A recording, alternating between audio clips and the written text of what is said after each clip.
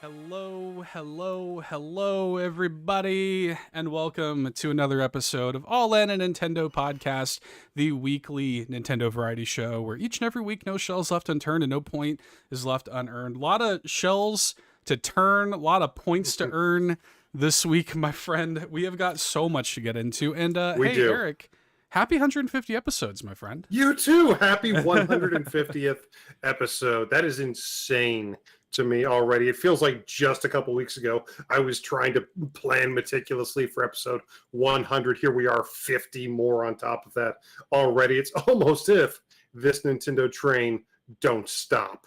Yeah, dude. It's cool, and it kind of snuck up on us, to be honest.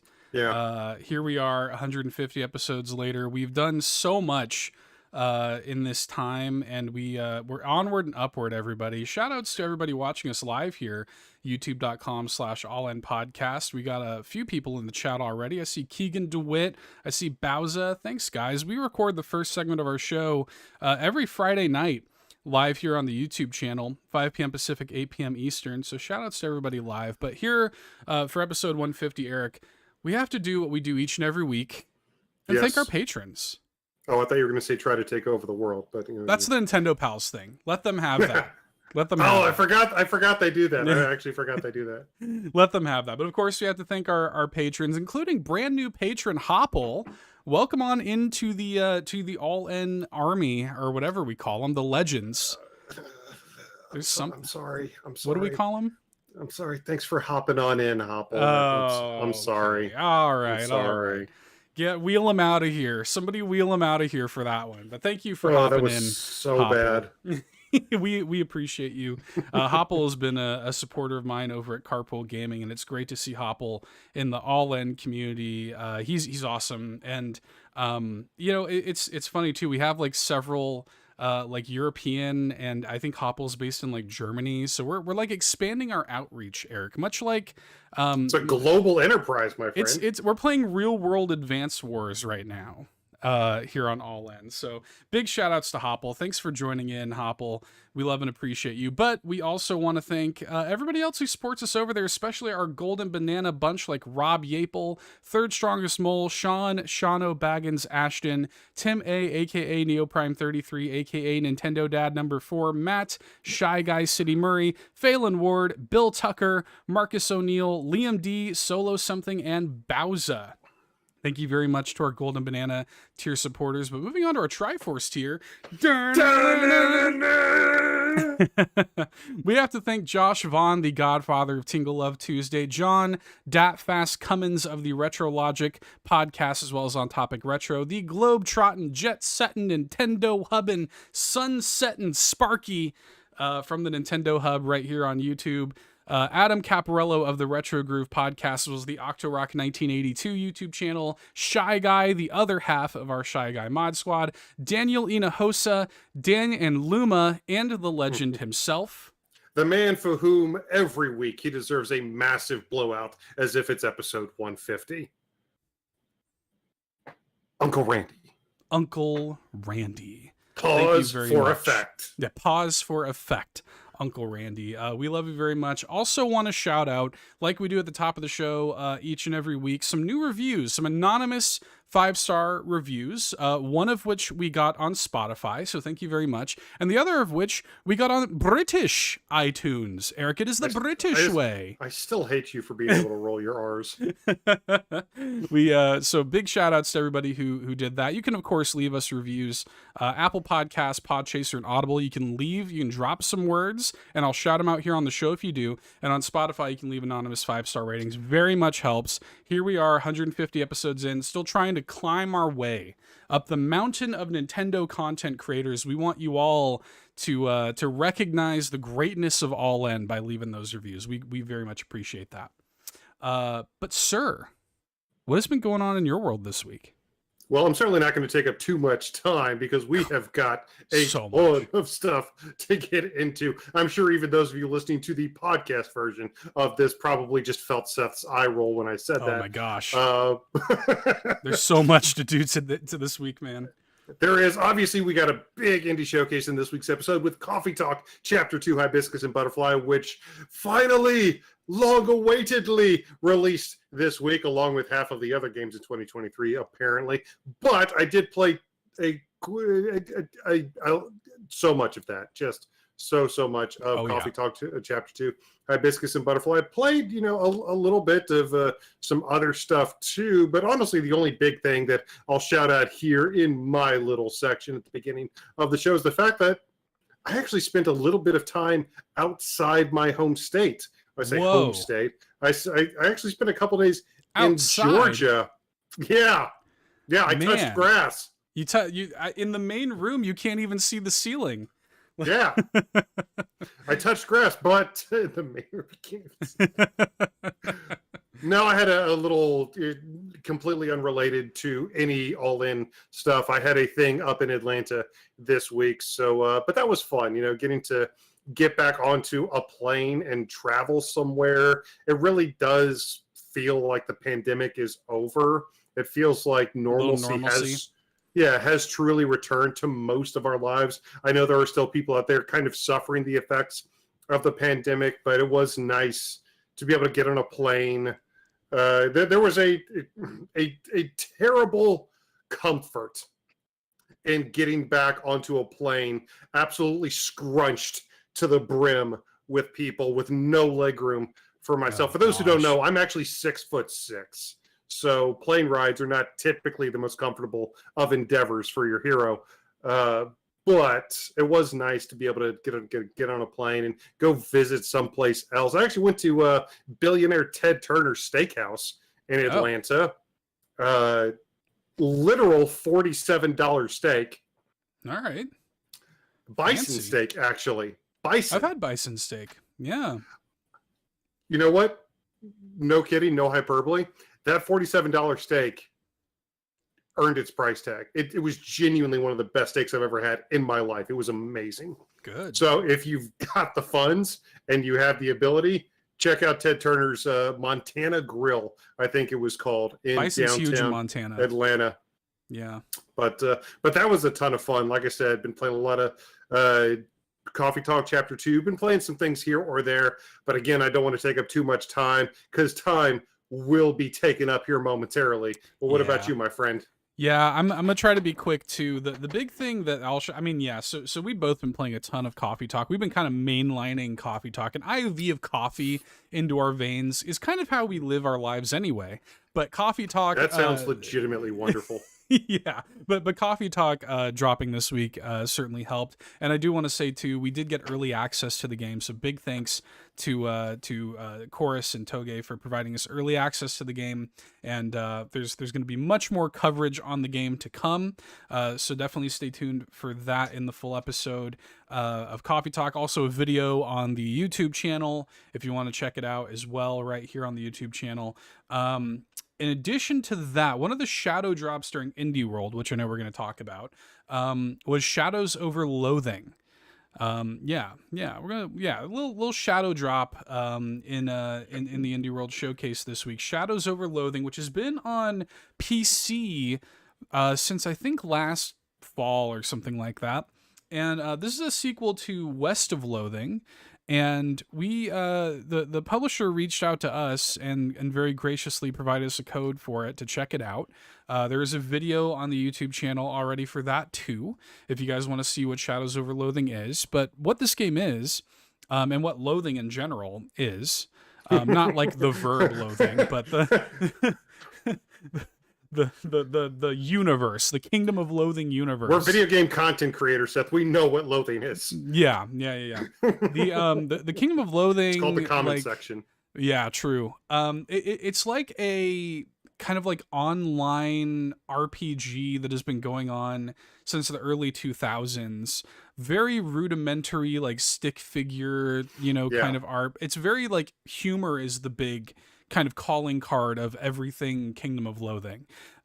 It kind of reminds me of like it's like very funny, but it's kind of like clean humor. Like it kind of reminds me of like LucasArts humor, like kind of Steve Jackson Munchkin kind of humor. Yeah, that's a good way to Yeah. It's kind of like that. Like, it's not trying to be like filthy or grungy or anything. It's like clean humor, but very, very funny. And Cartoonish. yeah, totally. And slapstick too, like Yep. very funny. And like the first game, West of Loathing, so they've had this like online RPG for a long time. But then they made a kind of single player, more narrative RPG called West of Loathing, which took place in this kind of Wild West thing. And now Shadows over Loathing is like a Lovecraftian noir kind of detective story. And it's great. It is legitimately great. It even just in Well, the I like, mean, they called it Shadows of Loathing. Even the developer was like, it's too easy. Like, we can't not shadow drop a game. you have to, called yeah. Yeah. If you're gonna make a game called Shadows over Loathing, it better shadow drop. So yeah, Shadows over Loathing, like I'll just to give you an example of like within the first hour of the game, you can hit a giant bull in the back called the rail bull in the back of a hobo's train car with a crowbar. You can fight an actual dust devil over a redneck father's bed. It's an actual devil. Like it's not just it's an actual like devil, and it's a very hard fight actually. It's kind of like a super boss. You get like kind of a super boss in like the beginning section of the game. And you know, like it's just like it's fun, it's funny, it's good-hearted. It's not like mean-spirited. The currency in the game are actually, speaking of stakes, just like meat is the currency. Just like you collect 17 meat, and it's just like clearly a an big evolved steak. civilization. Yeah, it's very funny. The game opens with your character. Before you ever create your character, he's got like a newspaper over his face, and so he's just walking around with this newspaper, and he can't talk to anybody. He's like "Rrr, rrr, rrr," until you go to the bathroom and look at yourself in the mirror, and that's where you create your character. And I say create your character loosely because again, this entire world is rendered with like stick figures. Yeah. You know, it's just, yeah, it's really funny. As an RPG, like you have your little stats and things to play with. They actually, one thing that's pretty interesting about the Loathing games in general, one thing I really like, and I always like this in RPGs, where the numbers really matter. Like where even just getting an extra point in a stat is a huge deal, you know? And there are a really lot of like RPGs out there that have so many stats that like you don't even know what you're looking at. And like so many RPGs out there, it's like, cool, I got +5 to luck. What is that going to do for me? Right. So they're very good about that. I really like how you only have a handful of stats, but every point really does matter with those stats, and that is always very appreciated to me. And I like how the weapons too don't have like rote. Like this weapon does X amount of attack. It is based on your stat. It's like this does your mysticality plus whatever. Very D&D kind of in that way, right? So it does a really good job of balancing like nerdy numbers, but also making it palatable and funny. And yeah, I really, Monty really Python like it. and the Holy Grail. Totally. Yeah. It's got that kind of vibe to it for sure. Yeah, it's great. Definitely worth the check out. Again, there is a video on the YouTube channel. Huge shout outs to the publisher for letting us check this out. It did shadow drop during the Indie World Showcase, so I wanted to make sure we stopped and talked about that for a few minutes because there's so much more to cover from this Indie World Showcase, Eric. I feel like we should just get into it. Yeah, so I mean, we were already talking about the Indie World Showcase. Why not go ahead and just dive right into the news? So, for the 150th time, let's talk about it. Hey, listen! Eric, Indie World Showcase happened, and I feel like we need to start there. Yeah, I got notes. I had to make notes. Yeah, checks notes. Yeah. Checks notes. But obviously, I mean, the first game that we are going to have to talk about from this Indie World Showcase was ironically, was it the last one? Was it actually the last one from that sizzle reel? Yeah. Bomb Rush Cyberpunk. Never heard of it. Don't know what you're talking about. What is that game? Never we don't have time for being cute, Seth. Go ahead and lose your mind like you did a couple days ago. Yeah. So when I came into this indie world, I had three kind of like hopes.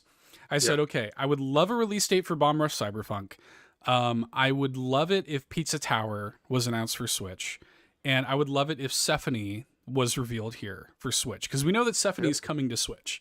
Yes. One of those things happened. The developers literally told us in the interview. Go ahead and check that interview out with the Anodyne 2 developers.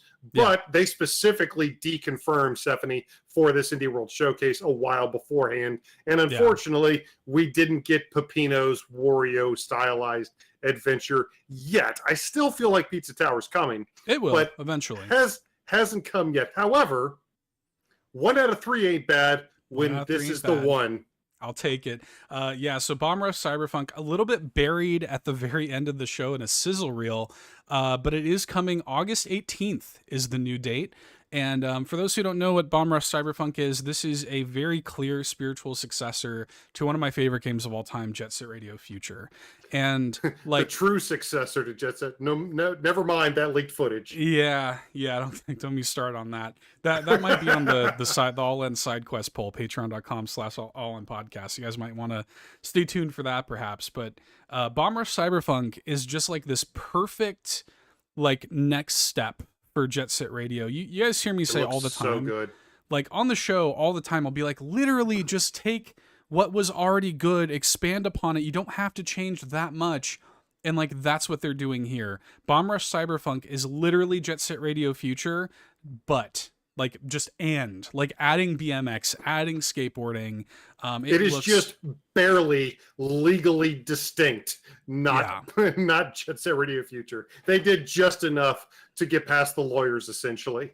It looks perfect from the visual style to the music. Hideki Naganuma, of course, coming back. Like it looks perfect. It looks like the perfect follow-up, spiritual successor to one of my favorite games of all time. I could not be more excited for this game. And it's coming out in less than 4 months. Crazy. Yeah, I was so happy because it was getting right toward the end. And there were some really cool games shown off here that I'm really excited about. But there wasn't like that one like real pop moment. It was getting toward the end, but then that cel-shaded beauty came through for just a moment, and I was so happy for you. Man, I'm more excited for that than Zelda. I know you are. Like I am, and like don't get me wrong, I'm hyped for Zelda, but like I've been waiting on this game for over 20 years.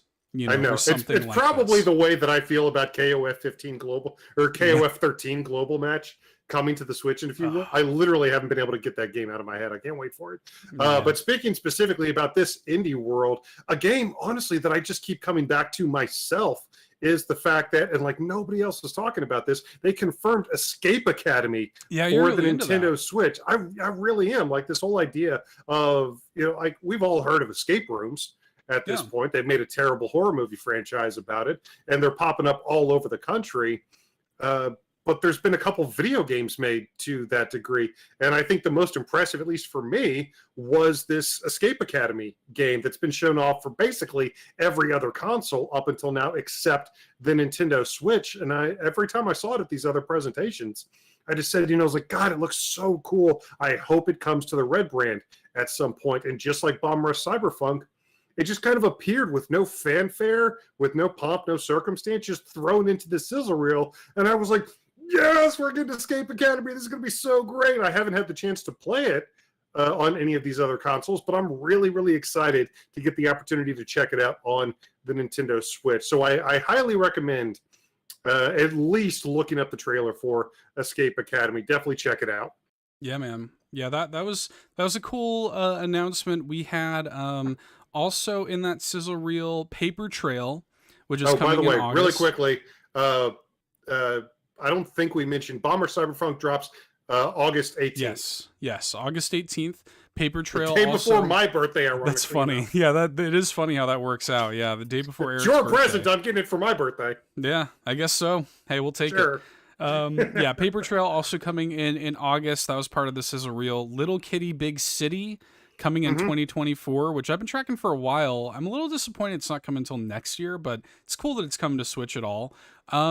Actually, the day after my birthday, on September 5th, this interesting looking game called Chance of Sonar is coming out. So that's pretty cool. That looked interesting. Gave me like Sable vibes. That looked pretty cool. Yeah, I can see that. I can see that. Yeah. There were a couple. There were some big names that we did see here. There was no Silk Song, obviously. Of course, yeah. But there were a couple fairly big names that showed up. Rift of the Necrodancer showed up here. Yeah, huge. They did still confirm it for this year, and it like the new trailer looks absolutely amazing. It looks like it's going to be insanely fun. We can't wait for it. We drafted it, for heaven's sakes. We did. We got that and Bomb Rush Cyberpunk. We drafted the both of them. Yes, we did. We talked a little bit about the FNAF movie coming this October. We just got a new FNAF shadow drop on the Nintendo Switch because of this Indie World Showcase. FNAF Security Breach just dropped on the Nintendo Switch. So it's looking rough on Switch, though. I'm not gonna lie. Yeah, it is. It is kind of. I'm not going to lie. Oxenfree 2.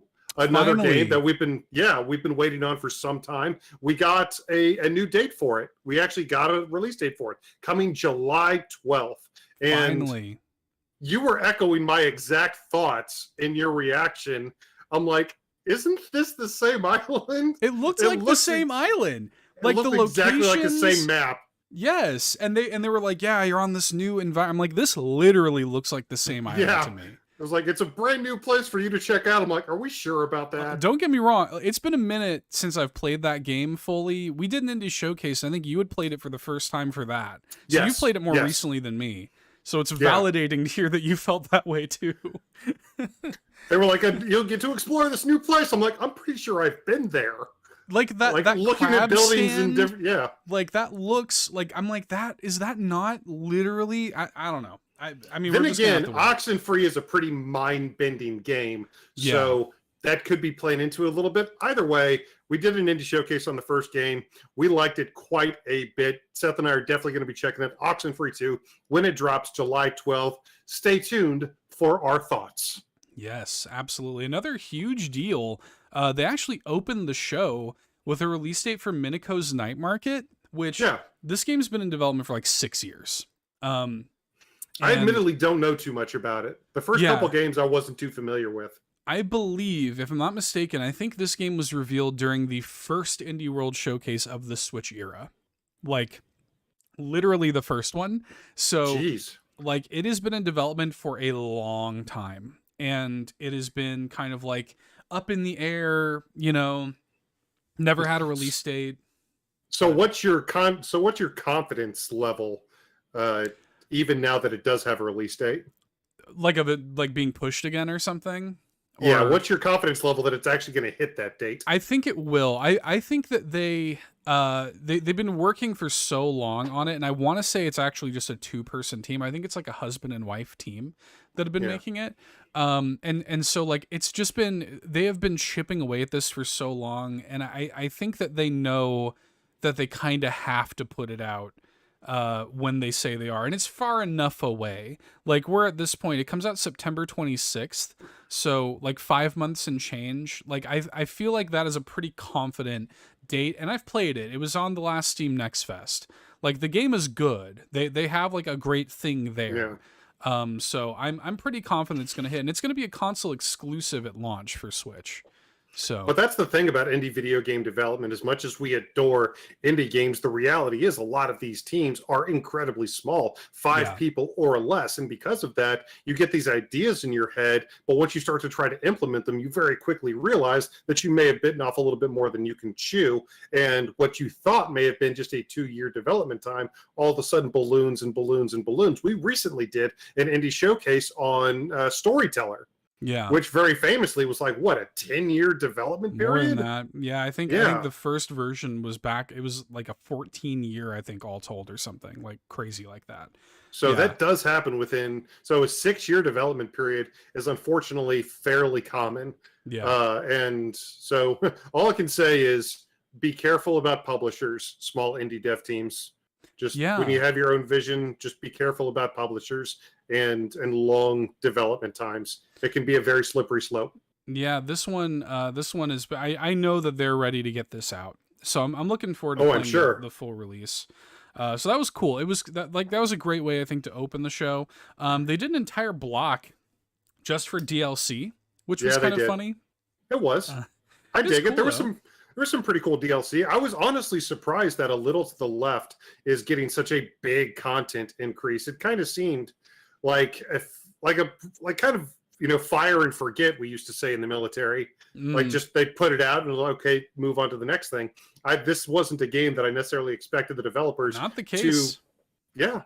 They Fair enough. quietly, they've been supporting that game. I think there are actually like weekly like little challenge puzzles that you can do every week in that game. They did a quiet little update recently for Easter, like the extra little patch that they put out. That's adorable. They have been supporting that game post-launch, and yeah, we're getting the paid DLC, Cupboards and Drawers DLC this June. So if you're a fan of A Little to the Left, look forward to that. I think the game is currently on sale, as a matter of fact, on the eShop. Dude, the indie sale going on right now is crazy. dangerous. It's crazy. It's actually dangerous for your wallet. So yeah, A, go ahead and check out the indie sale, but B, don't look at the indie sale. Yeah. Shovel Knight Pocket Dungeon is getting the Puzzlers Pack DLC, which I believe is a free DLC this spring, if I'm not mistaken. And that's Pocket Dungeon. I mean, it's a Shovel Knight game, so it's good. But Pocket Dungeon's already a pretty content-rich experience. This is, man, I want a physical for Pocket Dungeons. Yeah, I'm sure it's coming once all this DLC is done. And then Cult of the Lamb, which just got a physical. Yeah, I'm waiting on mine to come in from Special Reserve. Yeah, it just got its physical widely released, and its Relics of the Old Faith DLC is coming in at this point just a few days on April 24th.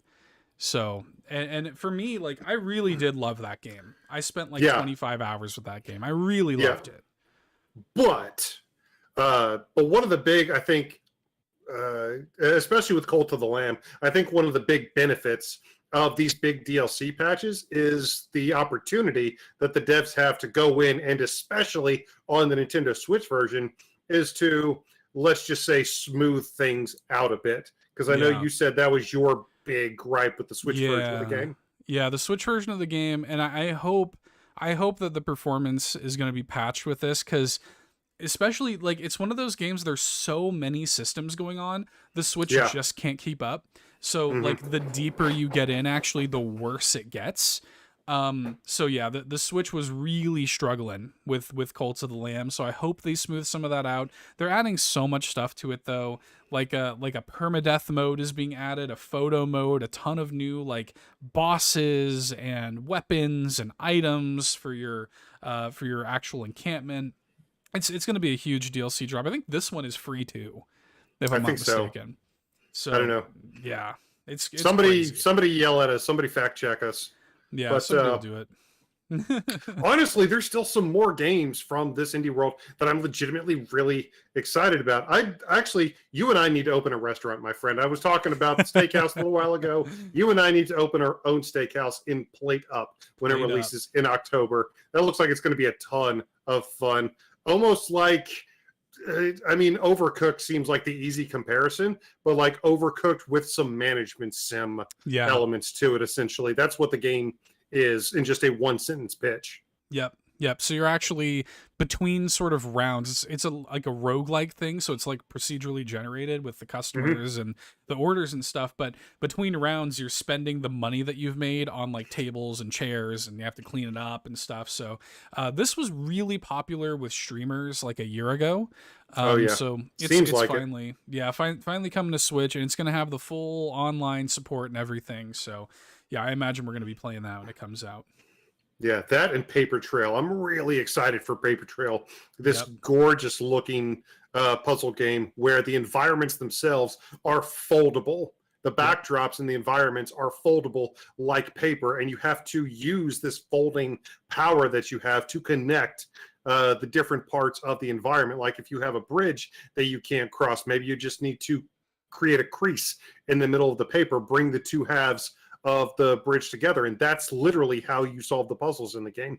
Maybe there's something on the back side of the quote-unquote paper that will help you solve the puzzle. It just looks really, really creative.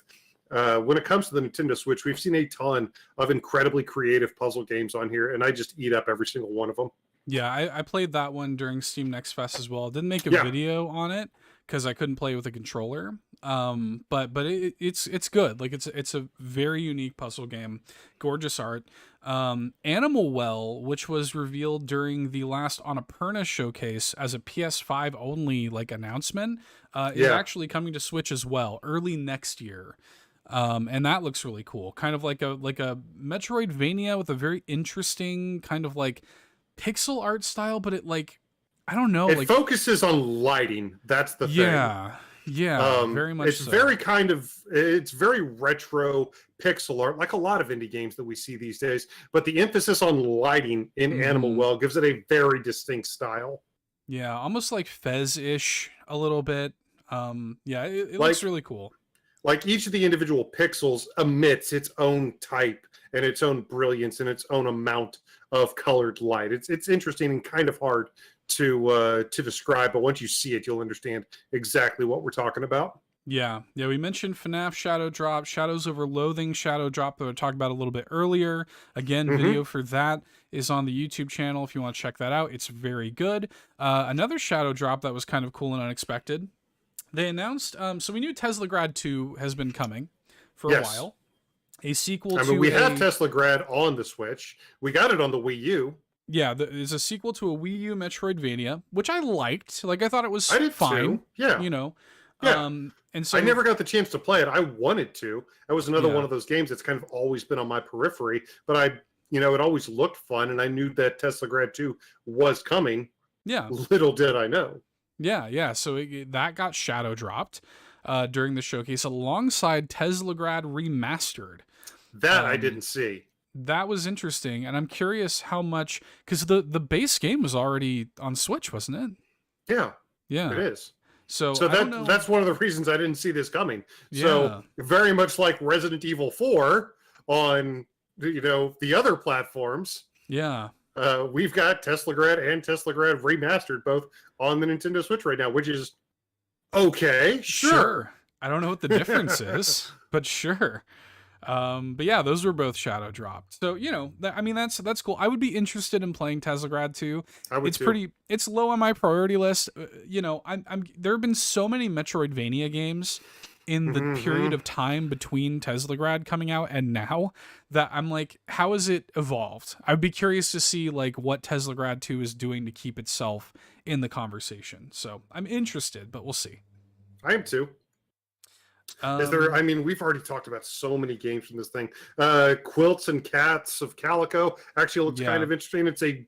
Seems like a board game setup. I guess there's an actual IRL tabletop game. Yeah, there is. It looks kind of That's- like Catan meets Carcassonne or something. Yeah, it's from the Wingspan developers. Okay. Which is very like Shy Guy actually in our community is huge into Wingspan.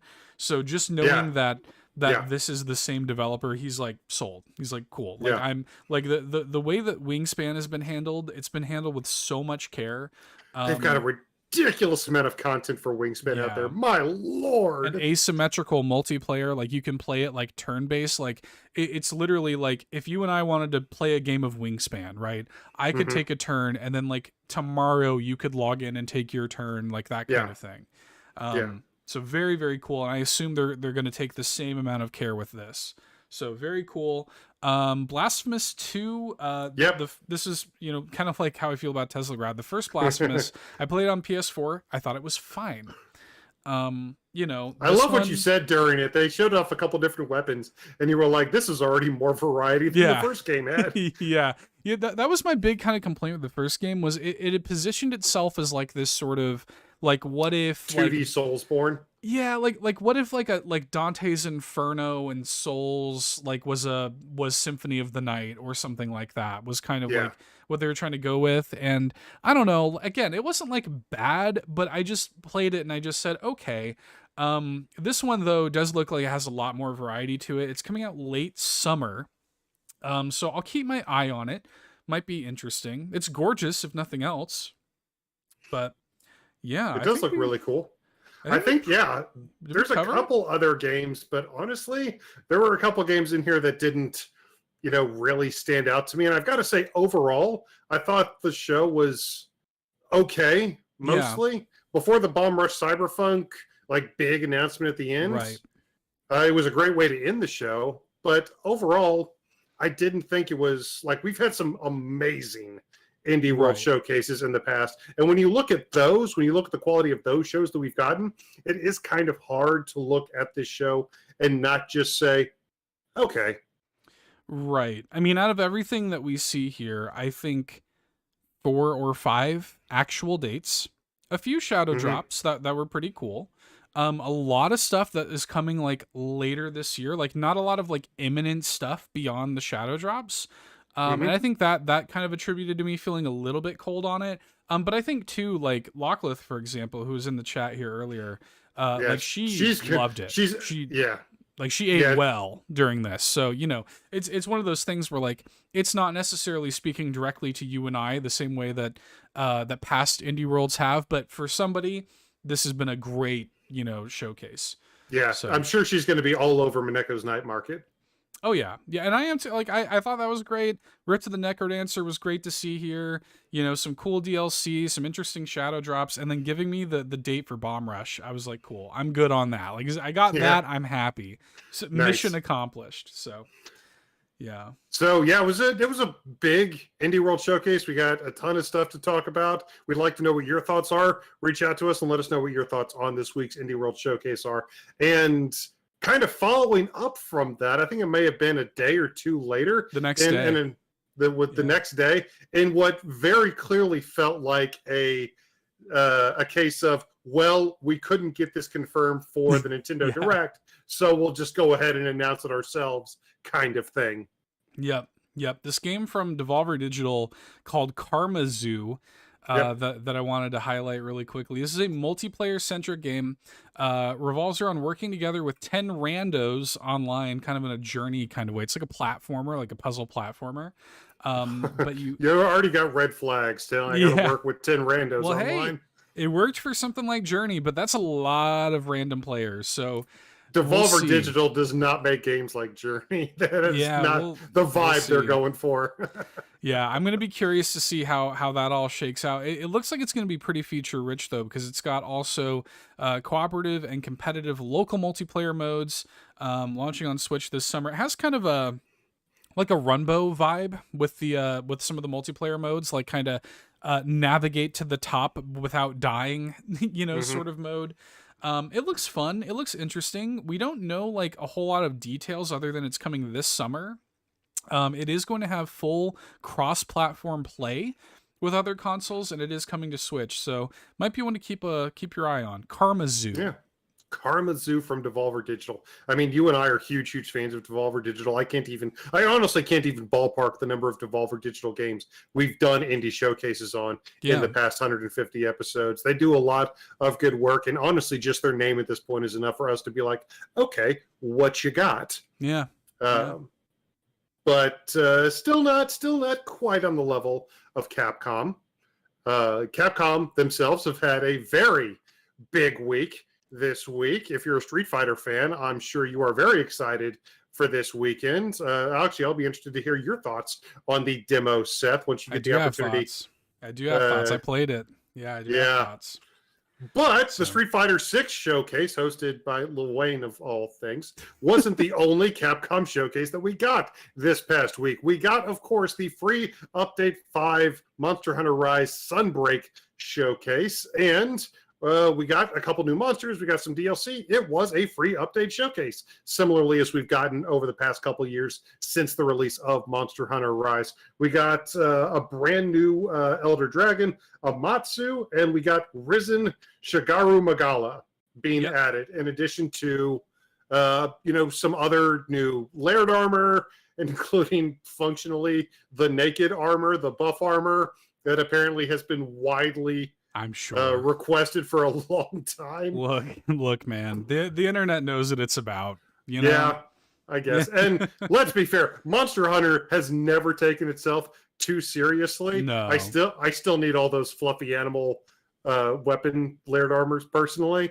Those are great. But in addition to adding a couple new monsters into the fold, they have expanded the anomaly quests, and they've even added with this update like a final, like extra super end of game super boss loop that you can start going through with like super special anomaly investigations once you max out your new Monster Hunter ranking in Sunbreak that they begin to add with these. Like it's insane. It's just loops on tops of loops on tops. They've added literally another layer, another hierarchy to the loops in this game at the end.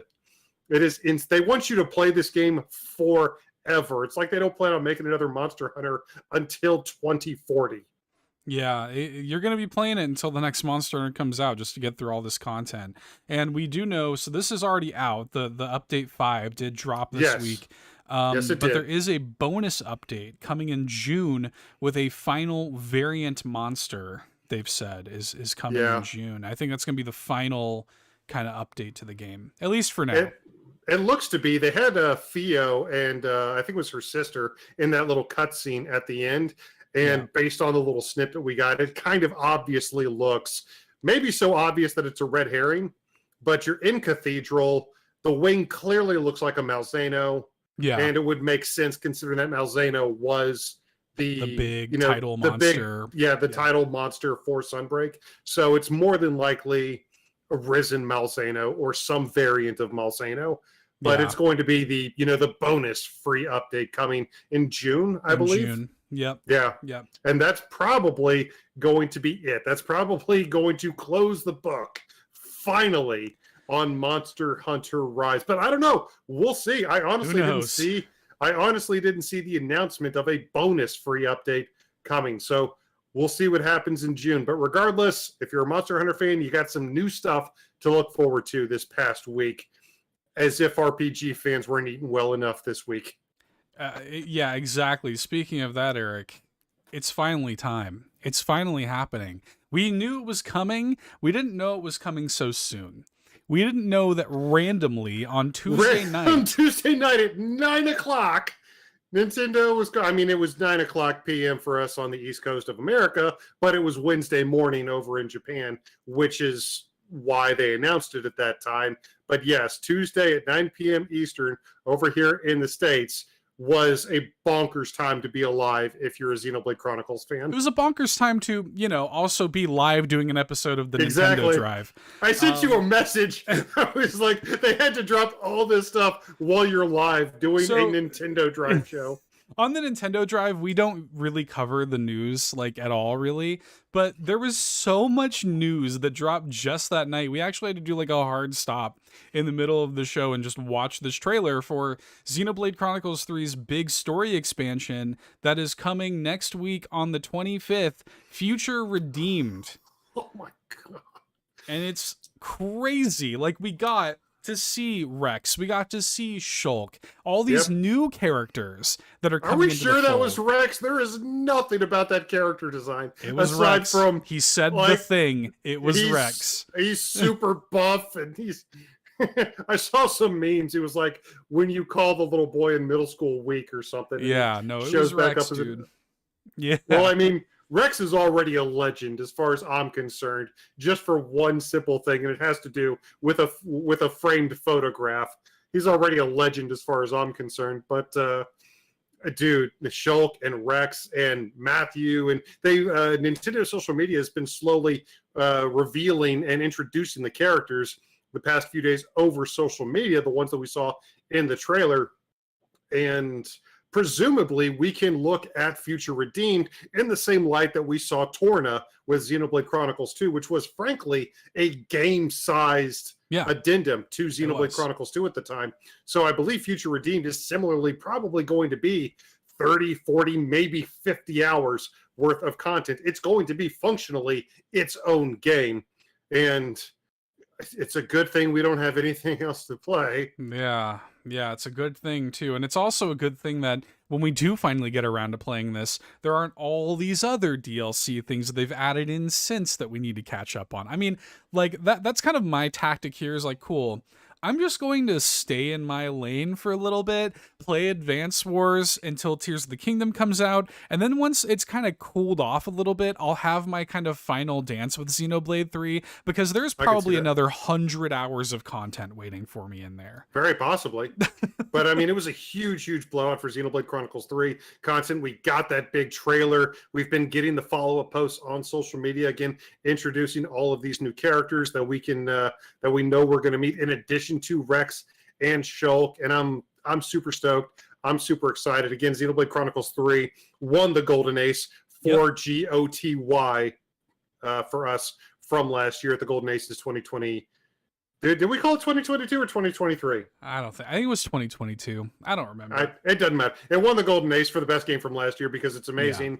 And Future Redeemed is similarly going to be amazing. We've got Xenoblade Chronicles Definitive Edition, Xenoblade Chronicles 2, Torna, Xenoblade Chronicles 3, and finally next week we are going to have Xenoblade Chronicles 3 Future Redeemed. If you are a JRPG fan on the Nintendo Switch, I never, ever want to hear another complaint out of you ever again.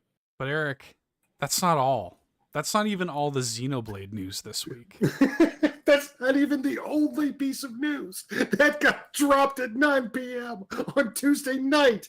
But yes, we've got to talk about the other Xenoblade Chronicles 3 stuff first, because Seth and I have already recorded the top 5, but it made me realize that I may have slightly more intense feelings for a character than I personally realized. Not necessarily anything too excessive, but it made me realize a few things about myself and how much I need these amiibos for Pyra and Mithra. This double pack of Super Smash Bros. Amiibos dropping soon. Yeah, July 21st is when those are dropping.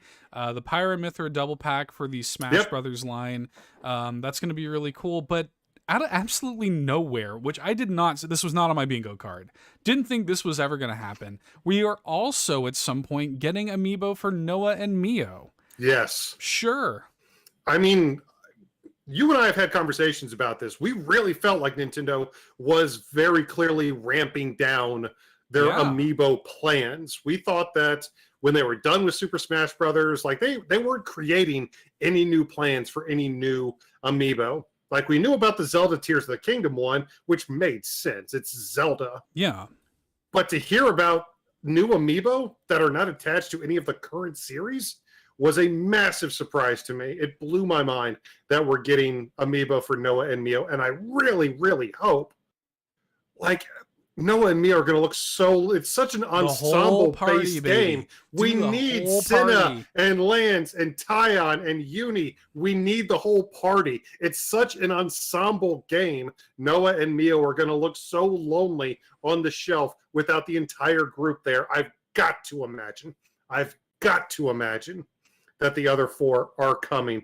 And certainly sales numbers are probably going to indicate whether or not Nintendo follows up on that. I think that's exactly right. Yeah, I think that they're putting these out because they're like, if we're only gonna do 2, these are the 2 to do. But if they do well, then they will absolutely explore the rest of them. And by the way, they'll just package them as double packs because of the Ouroboros, combinations. Yeah. That's what they'll do. Probably. But even beyond that, this is a new series. This is not Smash Brothers amiibos. These are not people trying to finish their Smash Brothers collection. This is not a Zelda amiibo. This is not people trying to finish their Zelda amiibo collection. This is a brand new series of amiibo. This also may be Nintendo dipping their toe back into the pond of amiibo in general. Maybe. The sales numbers of this may not just determine whether or not we get the other party members from Xenoblade Chronicles 3. This may actually determine future amiibo plans from Nintendo in general. So I don't know. I'm interested to see. Again, I'm going to own both of them because Xenoblade amiibo, because yes, I will have them.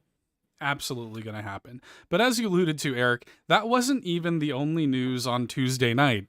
No. This was pretty major. Now, normally when we have new NSO drops, right, it's like, okay, cool, great, new stuff on NSO. You love to see it. This is new games being added to the Sega Genesis app, and pretty cool stuff like Kid Chameleon, Flicky, Street Fighter 2 Special Championship Edition, and Pulse Man. and The- Pulse Man. The Game Freak cult classic itself. I could not believe we got Pulse Man. This is amazing. I can't believe all of this dropped on NSO Thursday. Oh, I'm sorry, on NSO Wednesday. Actually, I'm sorry, on NSO Tuesday. Pulse Man is a Sega Channel game Mhm. that was only in Japan, didn't come here until the Wii Virtual Console, and we haven't seen hide nor hair of it since. I don't think it was ever even on any of like the Genesis minis or anything like that. I'm not aware of any like Sega collection. No. And Sega has definitely done its fair share of Genesis collections. I'm not aware of any Genesis collection or Mega Drive collection that it's ever been on. And this game is phenomenal. This is essentially It's like very good. like this is like Game Freak's take on like a Mega Man X style Yeah. platformer. And Yeah. like it's so good. Like and we did a top 5 Genesis games we want to see come to Switch, and I think that was my number 1. That wouldn't surprise me. It's a great game. It's kind of like, you've already made the Mega Man connection. It's kind of like Mega Man plus Mischief Makers a little bit. Or yeah. like Rocket Knight. It's a very cartoonish, whimsical, bright, colorful 16-bit 2D action platformer.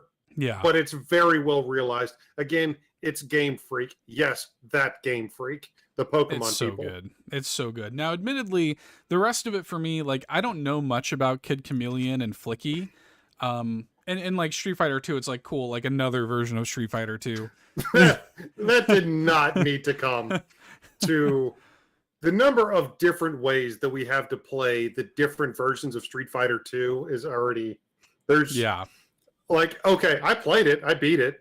Yeah, I'm sure. Just because E Honda's 100-hand slap in that version of the game is ridiculous. Oh, really? It is absolutely, yeah. You can just, I got like 5 perfects in a row or something.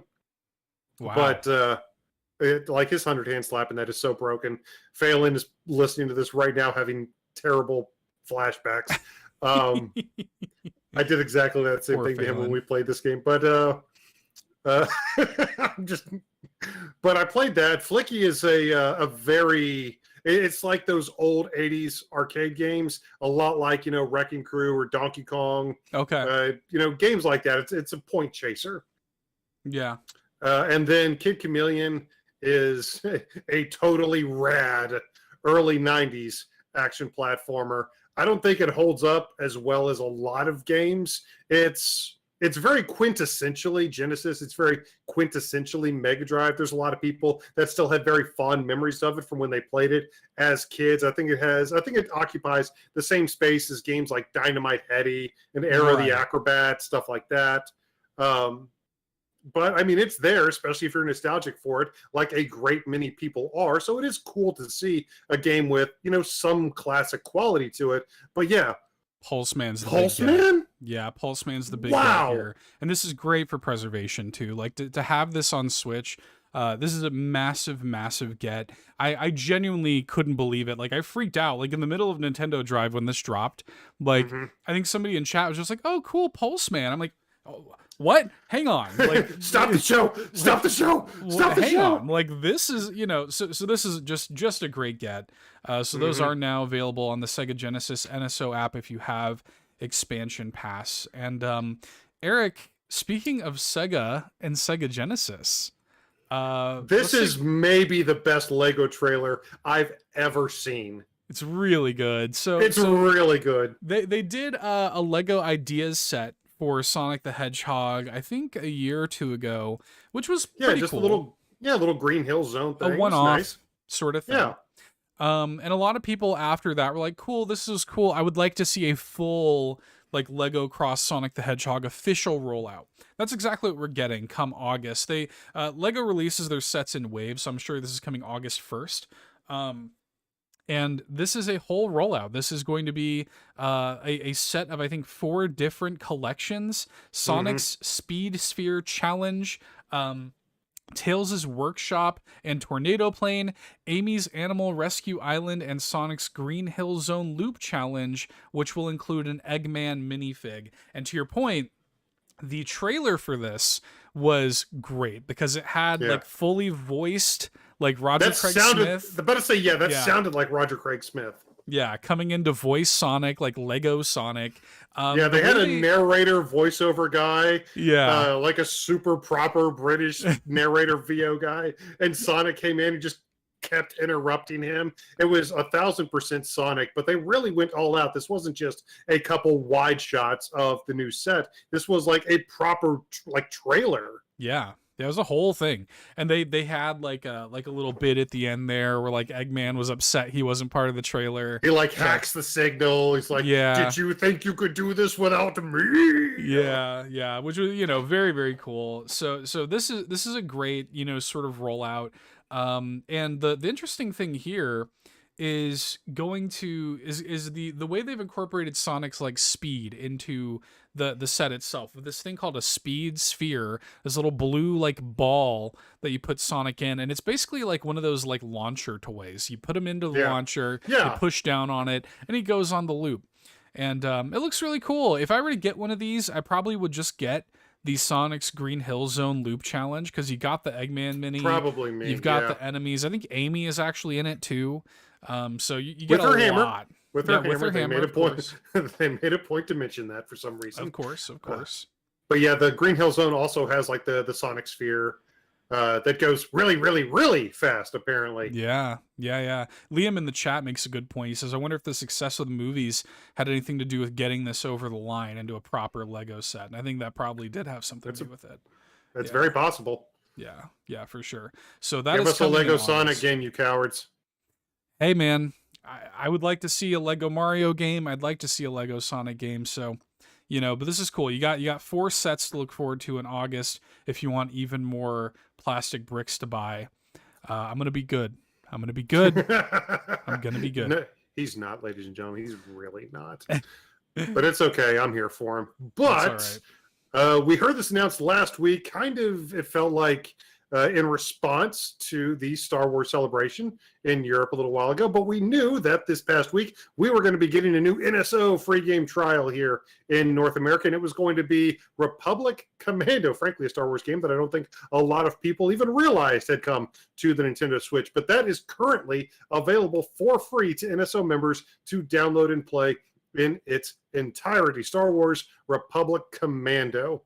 Good game. Yeah, it's a pretty good little first-person shooter. Kind of a squad-based shooter. Squad-based, yeah. Squad-based first-person shooter. Really cool. I believe it's also, what kind of a discount is it on? Because they typically do 50% off. So when they do these free game trials on NSO, more often than not, the full game itself is, if you like the full game and you want to continue playing it beyond the week that it's free, typically those games go on a very deep discount, and it's the exact same with this one.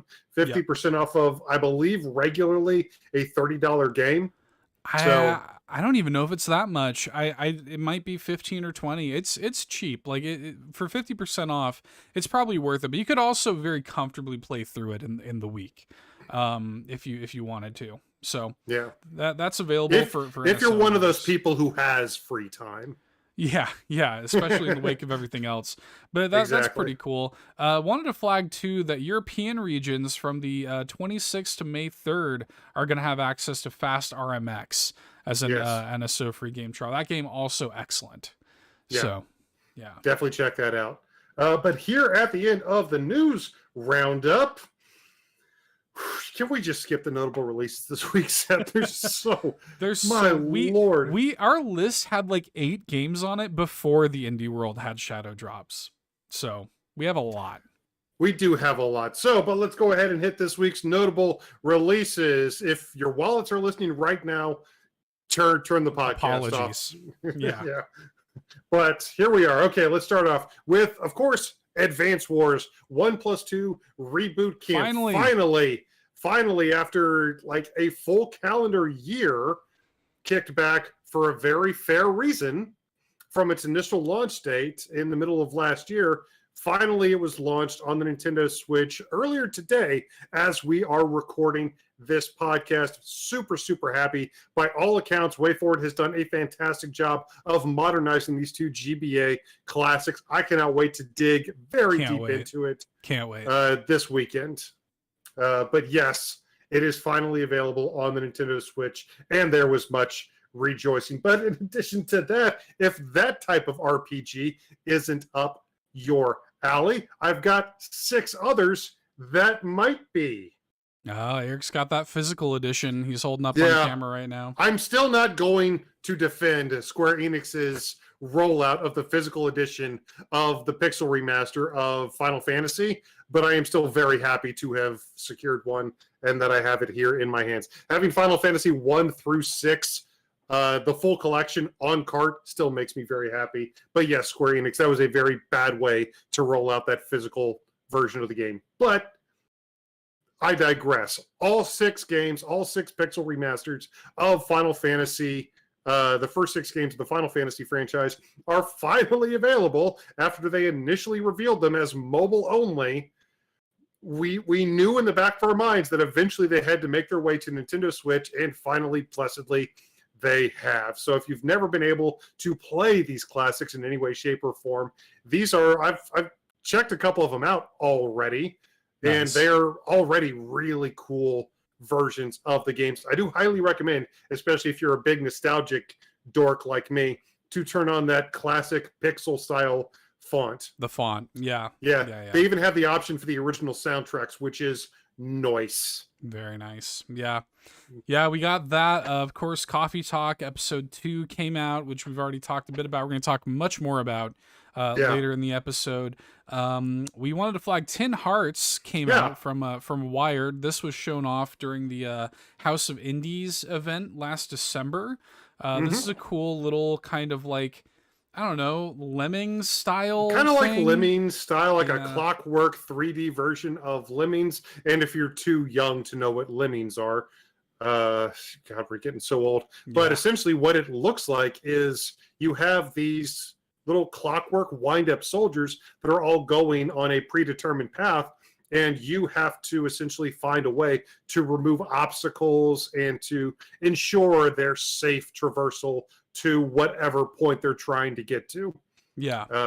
But yeah, if you're aware of what Lemmings are, then yeah, it's basically just like really cool, good-looking indie 3D Lemmings. Yeah, and getting good reviews too. So I'd be interested in checking this out. I don't know anything about DNF Duel. Who's next? This is you. This is your wheelhouse. This is you. Well, I mean, this is Arc System Works. This is the same people who like Blaze Blue, Guilty Gear, and this is it. Kind of feels like Guilty Gear by any other name, but we at least have this one on the Nintendo Switch because of just the deluge of other stuff coming out. I haven't like this isn't even the only fighting game that released this week, but I haven't unfortunately been able to check out DNF Duel yet on the Nintendo Switch. So if I have that ability, I will definitely get back to you guys with the Switch performance, because when it comes to a game like this, that is going to be kind of the big question mark around it, because this is already out on other consoles, and bringing it to the less powerful platform of the Nintendo Switch, that was always going to be the biggest question mark, is what is the performance going to be like? As soon as I can answer that for you guys, I definitely will. But it is really cool that we are still getting newer fighting games like this on Nintendo's platform. Speaking of, Modus Games, responsible for releasing Them's Fight Nerds, and actually a few games over the past 12 months that you and I like quite a bit. Seth, games like In Sound Mind, and other. They also released God of Rock this past week. Another game that I'm super excited for, because basically this game feels like it was made specifically for both Seth and myself, because it is a rhythm fighting game. Yeah, it's like the cross section of our interests. Yeah, I played the Steam Next Fest demo for this. And it's pretty cool. Like, I like the concept of it. I didn't get to see, the demo doesn't let you do much, so I'd be interested in playing the full version of the game and seeing how it all fleshes out more. But yeah, very cool.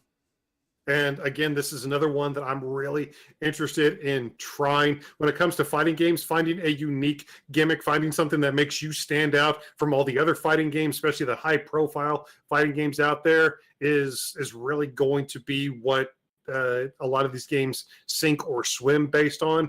And I'm really interested to check this one out. So again, like DNF Duel, if I have the ability to look at God of Rock, which I really hope I do, I will report back to you all with my findings once I become a proper deity of musical instruments. Nice.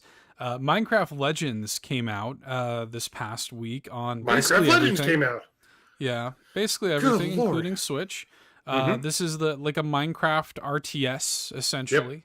And I hear good things. Like Ryan and Court over at Carpool both played it and they liked it. They said it was Okay. good. I don't know how the Switch version is, but they played it on I think Xbox and PC and they liked it. They said it was it's what it says on the tin. Like it's a Minecraft RTS. Exactly. Minecraft RTS. Cool. You probably know whether or not you're going to buy it or pass on it just based on that. I am this close to picking up Disney Speedstorm. Are you really? Because I'm fascinated by this game. Y'all, if you've been listening to the show for a while, I am fascinated by this game because the idea of Disney Mario Kart, like, should be fantastic. And from what I hear, the actual gameplay is really good. I hear it's I found my arcade racing fix a couple weeks ago with Horizon Chase Turbo. And since then, thank you everybody for all the recommendations for other arcade racing games. I see you all. Thank you very much for those recommendations. But yeah, Disney Speedstorm, it looks like it could be one of those games. You made the point that it's essentially doing exactly what Disney Dreamlight Valley is doing in terms of its structure. Yes. Here's the thing.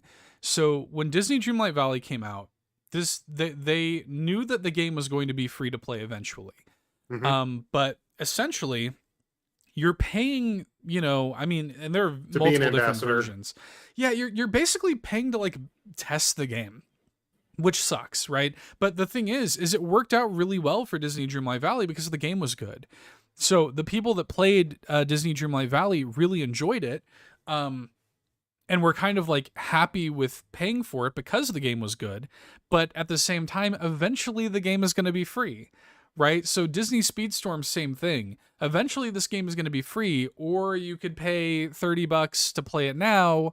And it's like, you almost feel like you're paying to like beta test the game or something. And it sounds like, just like with Disney Dreamlight Valley, the game is actually pretty good. So like, I really want to play it. I really want to check it out, but I don't really care for that business practice and I don't really want to support that, but I want to play the game. So I don't know. It's so weird because like if there's enough content to a game, I don't have any problem paying that kind of fee.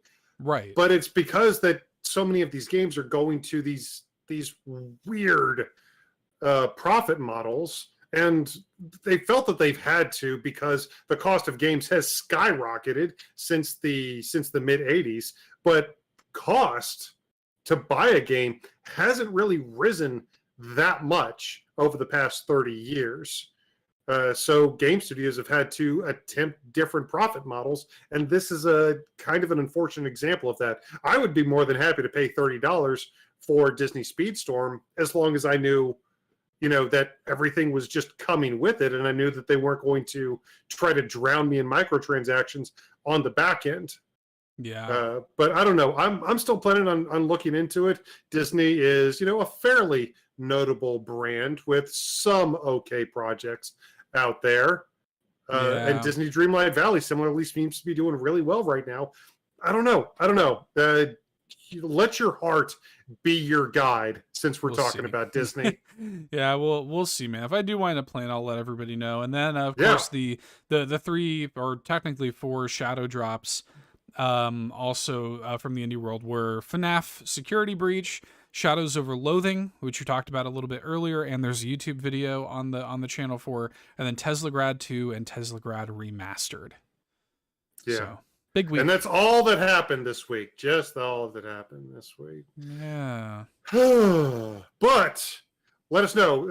It's been absolutely a nuts week here for our 150th episode. We'd love to hear all of your thoughts on all of it. So let us know. Let us know what you think about all the games that have come out. Let us know what you thought of the Indie World Showcase and everything that's happened in this bonkers week that actually left me physically overwhelmed in the middle, like genuinely physically overwhelmed from everything that was happening in the middle of this week. That's how nuts this week has been. But let us know what your thoughts on all of it are. Reach out to us on Facebook and Twitter at All In Podcast. If you're watching us here on YouTube, go ahead, like, subscribe, follow us here on the YouTube's channel, as the kids say. I'm sure I sounded really cool just then. But go ahead and follow us on YouTube. But in addition to all the content and posts and stuff that we do on social media and YouTube, Seth, we've got a Patreon, right? Yeah, last time I checked, we did indeed have a Patreon. Patreon.com/allinpodcast. 3 tiers of support over there. A lot of amazing friends that support us over there already. Yes. You can join their Thank you ranks. again, Hopple. Yes, thank you again, Hopple, for hopping on in to the Patreon. We love and appreciate everybody that supports us over there. Really? Hey, I'm supporting you. I'm supporting the puns. Okay. Fair enough. I appreciate your support. There you go. I appreciate everybody's support.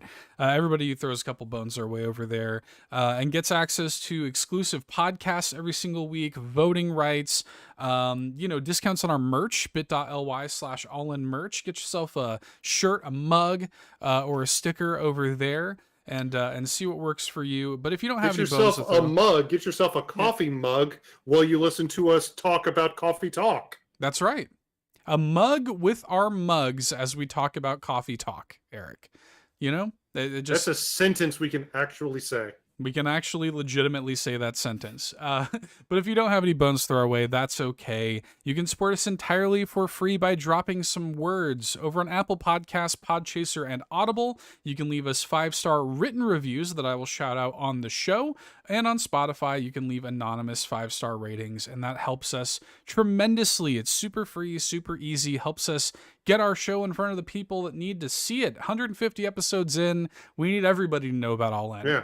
Turns out you can do anonymous 5-star reviews on iTunes too, but don't be shy. Leave those words. I don't care what you do. Just give us the reviews, and I don't I'm care. happy. As long as 5 stars is included, we don't care. But That's genuinely, right.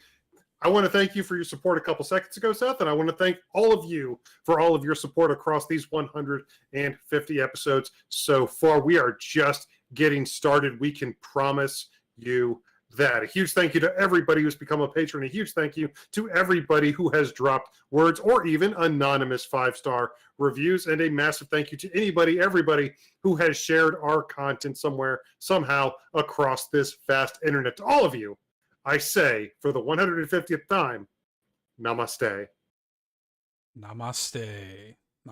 Thanks everybody for coming on out, watching us here on YouTube. Had a pretty lively chat. Bowza, Liam, Locklith was in here. Keegan was in here. Liam? I see y'all. Yeah, Liam Davenport was in here.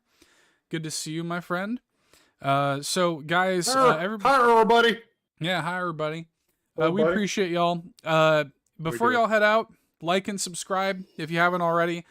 We appreciate that. And this, of course, is just a piece of what is going to be a massive episode. Guys, it has been all we can do not to make this like a 4-hour episode this week. Yeah. I swear to you, we have done everything we can. It's going to be a huge episode, one of our biggest yet. We also have got the top 5 RPG party members across Nintendo history, and you have to hear one of Eric's entries, which is I genuinely don't know if I want people to listen to the top 5 anymore because I feel like they're going to get the wrong idea. you all, that must be heard by everybody. It is one of the most romantic things I think I've heard. So everybody needs to tune in for that alone. But in addition to that, all joking aside, it's a great top 5, and it was super fun to do. And then we I feel have like the voice actor's going to block me. just a restraining order. Yeah, this guy. We also have, in addition to that, an indie showcase, of course, on Coffee Talk episode 2. We got early access to that, so Eric and I both had enough time to play it and give you guys our full thoughts on the follow-up to one of our favorite games on the Switch. So look forward to that. And then we had a huge conversation with 2 guests, with Andros from the Nintendo Pals and Barry Carenza, in a Blue Shell topic to cover the recent copyright strikes that Nintendo has been lodging against content creators, specifically with Breath of the Wild content.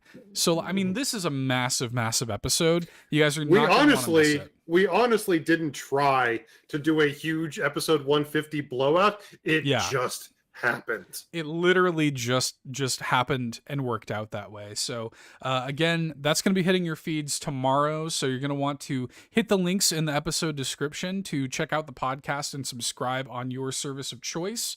And look out for the full episode tomorrow. But until then, We'll see you next time.